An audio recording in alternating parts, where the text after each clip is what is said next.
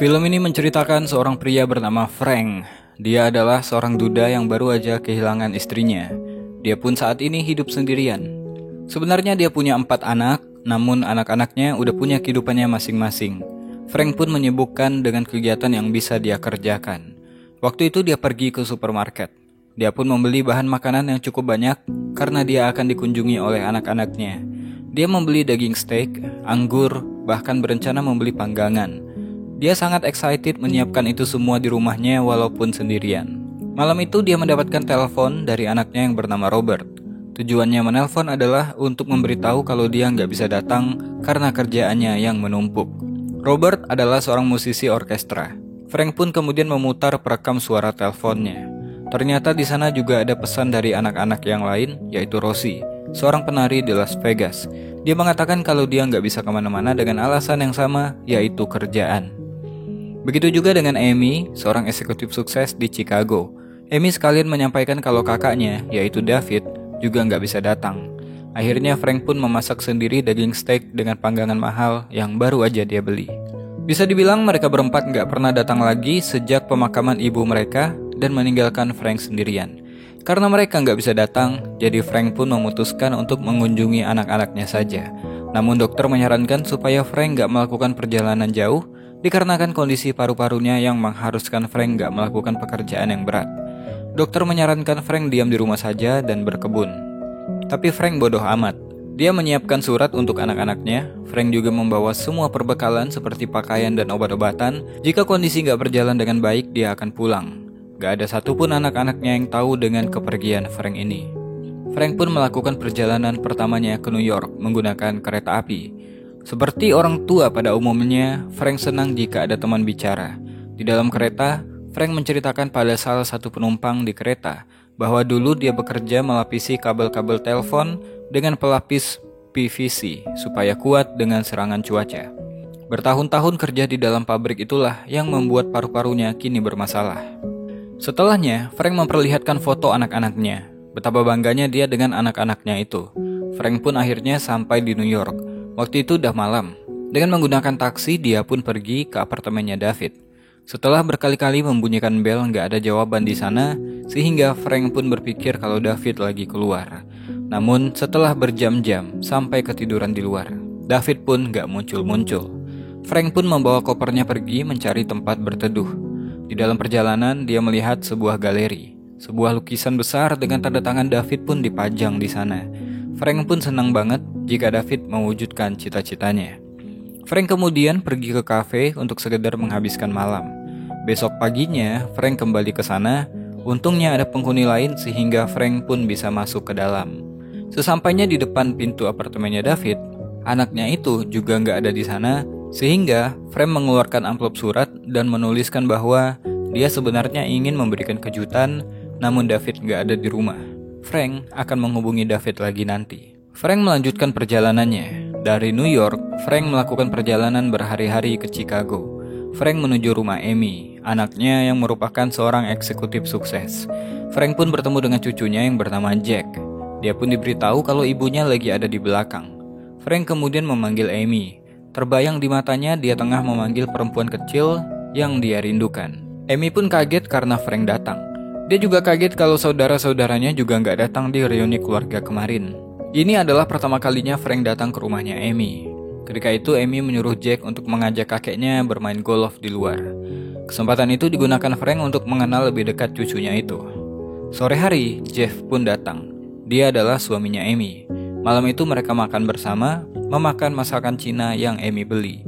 Di meja makan, Jack seperti kurang sopan ketika Jeff meminta sambal.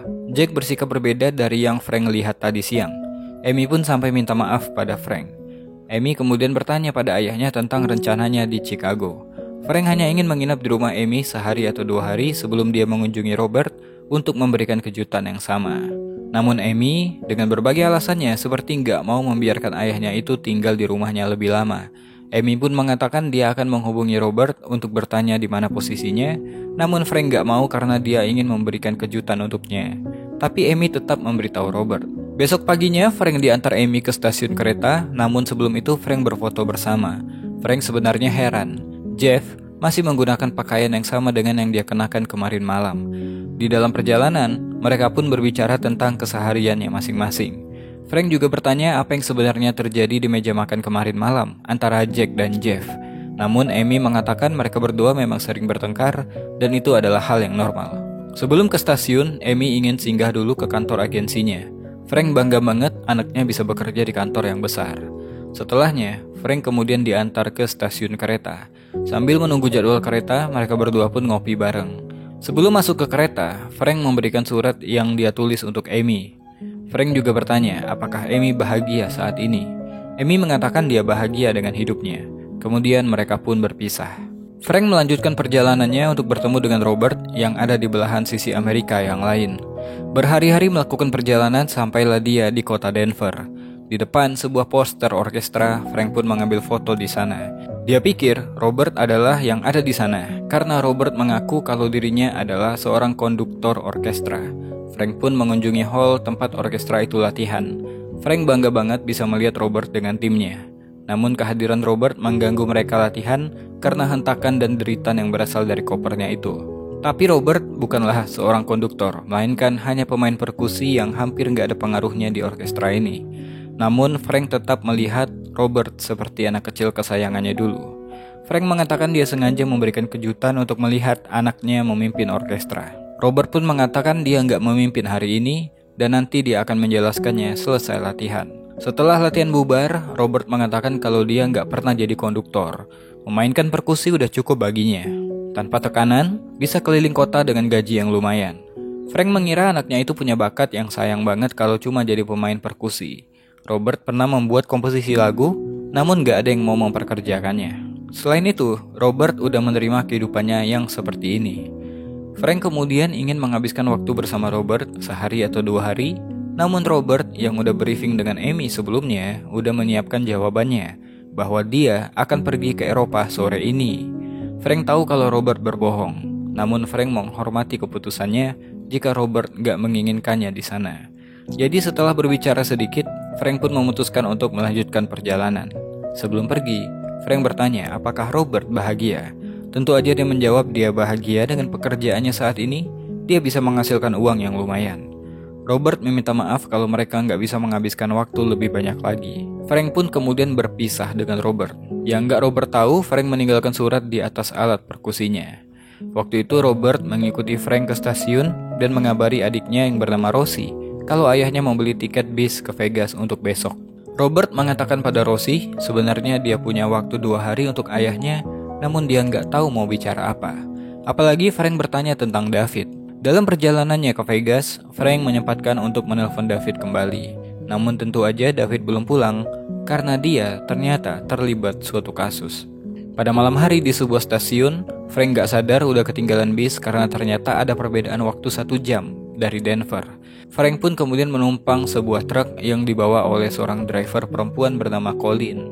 Dia pun heran melihat Frank yang jauh-jauh dari rumahnya melintasi setiap kota di negara bagian hanya untuk bertemu dengan anak-anaknya. Colleen mengantarkan Frank ke stasiun sehingga dia bisa berangkat ke Vegas malam ini dengan kereta. Ketika di stasiun, Frank melihat seorang gelandangan. Jadi Frank pun bertanya dan memberikannya uang untuk membeli makanan. Orang itu pun langsung pergi, namun dia kembali lagi karena melihat Frank punya ratusan dolar di dompetnya. Dia pun berniat ingin merampok Frank, namun Frank melakukan perlawanan. Sayangnya obat Frank terjatuh, orang jahat ini pun menginjaknya hingga hancur. Kemudian dia pergi meninggalkan lokasi. Tentu aja ini sangat gak bagus untuk Frank. Dia pun terpaksa meminum obatnya yang udah hancur karena diinjak tadi. Di kereta, Frank tertidur dan bermimpi tentang David, anaknya yang selalu saja dia khawatirkan. Frank kemudian mencoba untuk menelpon dokternya untuk meminta resep, namun sayangnya Frank harus mengambilnya sendiri di resepsionis. Frank juga menelpon Rosie dan mengabari kalau dia di stasiun kereta, sedangkan Rosie menunggunya di terminal bis karena info dari Robert kemarin. Singkatnya mereka pun bertemu. Rosie adalah penari di Las Vegas. Rosie menjemput Frank dengan limosin. Rosie menceritakan kalau hidupnya sangat bahagia di Las Vegas. Setelah dijemput dengan limosin, Frank dibawa ke apartemen mewahnya Rosie, bahkan dia udah menyiapkan kamarnya Frank sendiri. Rosie juga mengajak Frank untuk makan malam di restoran yang udah dia booking. Di saat yang sama, Rosie kedatangan tetangganya, seorang teman bernama Jilly. Dia ingin menitipkan anaknya selagi dia menjemput suaminya di bandara. Frank pun dengan senang hati menerima bayi tersebut. Namun ternyata, Jilly harus menjemput suaminya di LA karena penerbangannya dibatalkan. Sehingga, mereka harus merawat bayi ini sampai besok. Malam harinya, Frank mencoba mengumpulkan remahan obat-obat yang bisa dia pungut. Remahan terakhir yang bisa dia kumpulkan dari jaketnya. Waktu itu karena sibuk merawat bayi, jadinya Rosie nggak bisa mengangkat telepon. Karena telepon nggak diangkat, mesin penjawab pun merekam pesan suara. It's me. Look, I need the apartment back sooner than I thought. So call me. Malam itu Frank melihat foto Rosie waktu kecil dengan ibunya. Frank jadi sadar kalau wajah Rosie waktu kecil mirip banget dengan bayinya Jilly. Frank kemudian bertanya pada Rosie bahwa besok sepertinya dia harus pulang. Selain obatnya udah habis, dia juga udah rindu rumah. Rosie pun menawarkan ayahnya untuk naik pesawat, karena jika harus menggunakan bis dan kereta, akan menjadi perjalanan yang sangat panjang untuk sampai di rumah. Hanya dengan Rosie, anak bungsunya, Frank menikmati kebersamaan. Frank ingin Rosie sering menelponnya dan menceritakan apapun padanya, seperti halnya yang mereka lakukan pada ibu mereka dulu. Rosie mengatakan, dengan ibunya, mereka dengan gampang bercerita, berbeda dengan Frank yang selalu mengkhawatirkan anak-anaknya. Rosie mengatakan, palingan yang bisa banyak bercerita dengan Frank adalah David. Frank pun mengatakan David gak pernah mengecewakannya. Ketika di New York kemarin, Frank menceritakan kalau dia melihat sebuah lukisan yang dibuat oleh David di galeri. Frank pun bangga pada David dan Rosie karena mereka berdua berhasil mendapatkan pekerjaan impian mereka yang mereka inginkan sedari kecil. Rosie pun gantian nanya, apa yang ingin ayahnya capai saat ini? Frank dengan simpel mengatakan kalau dia hanya ingin menjadi ayah yang baik sampai akhir hidupnya. Besok pagi, Rosie mengantar ayahnya ke bandara. Gak lupa Frank mengatakan kalau dia ingin mereka bisa kumpul lagi di hari Natal. Sebelum pergi, seperti biasa, Frank memberikan surat yang udah dia siapkan untuk Rosie. Mereka pun akhirnya berpisah dan Frank mengakhiri perjalanannya. Sementara itu, keganjilan yang anak-anaknya tunjukkan ini bukan tanpa sebab. Mereka sebenarnya menyembunyikan sesuatu yang mereka pun bingung gimana caranya menyampaikan pada sang ayah. Ketika di pesawat, Frank pun mulai nggak nyaman dengan kondisinya. Apalagi ada badai yang mengharuskan pesawat memutar terlebih dahulu sehingga akan ada keterlambatan. Frank pun kemudian pergi ke toilet. Di sana Frank mulai mengeluarkan keringat dingin, nafasnya sesak, dan mengalami nyeri di dadanya. Ditambah lagi turbulensi pesawat menyebabkan dia pun jatuh pingsan. Di dalam ketidaksadarannya, Frank bermimpi lagi makan bersama anak-anaknya di halaman rumah dengan wujud mereka sebagai anak-anak. Frank bertanya, kenapa semua anak-anaknya berbohong padanya? Seperti Amy yang gak jujur kalau dia udah berpisah dengan suaminya, dia memang sukses, tapi ternyata punya kehidupan rumah tangga yang berantakan. Buktinya, Jeff masih aja pakai baju yang sama ketika Frank pergi besok paginya. Begitu juga dengan Robert yang berbohong ingin pergi tur ke Eropa, padahal dia hanya akan bermain di Denver. Frank pun bingung kenapa Robert gak mau menghabiskan waktu bersama. Robert hanya ingin menghindar karena ada yang gak bisa dia beritahukan pada Frank. Sedangkan Rosie, anak bayi yang dititipkan itu adalah anaknya. Ternyata sebelum ibunya meninggal, Rosie bilang pada ibunya. Frank pun kecewa kenapa semua keluarganya menyembunyikan apapun darinya. Sedangkan David, dia nggak berkata apa-apa. Dia hanya tersenyum sehingga membuat Frank kesal banget. Ketika pesawat mendarat, Frank langsung dibawa ke rumah sakit. Singkatnya, setelah nggak sadar satu malam, Frank pun akhirnya siuman. Di sana udah ada Amy, Robert, dan Rosie yang akhirnya berada dalam satu ruangan, namun masih tanpa Robert. Amy pun mengabari kalau Frank terkena serangan jantung. Seharusnya Frank di saat itu udah harus beristirahat, namun dia malah membuka pembicaraan bahwa dia adalah ayah dari mereka semua.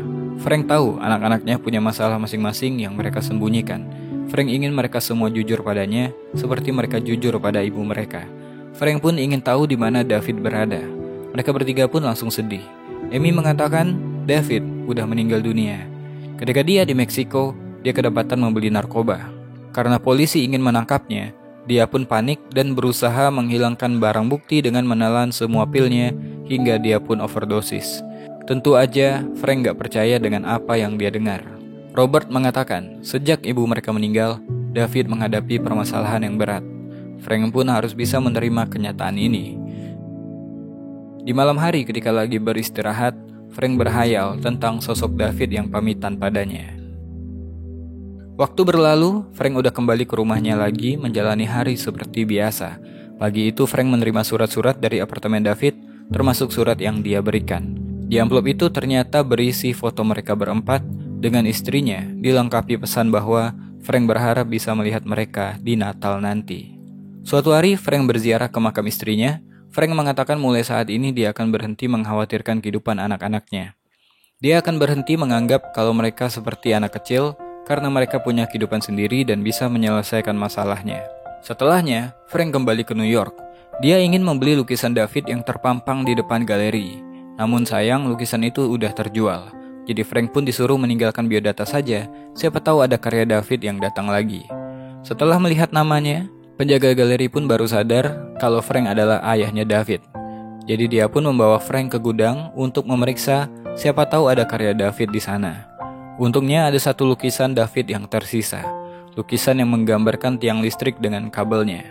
Ternyata David ingat dengan Frank dan gimana Frank mencari penghasilan untuk menghidupi keluarganya. Liburan Natal, Frank kembali berbelanja banyak bahan makanan untuk menyambut anak-anaknya. Mereka semua berjanji akan datang, dan kali ini Frank mempercayai mereka. Amy, Robert, dan Rosie serta pengasuh anaknya juga hadir di sana. Mereka pun menghabiskan waktu liburan Natal bersama dengan sukacita dan kehangatan keluarga. Film pun selesai.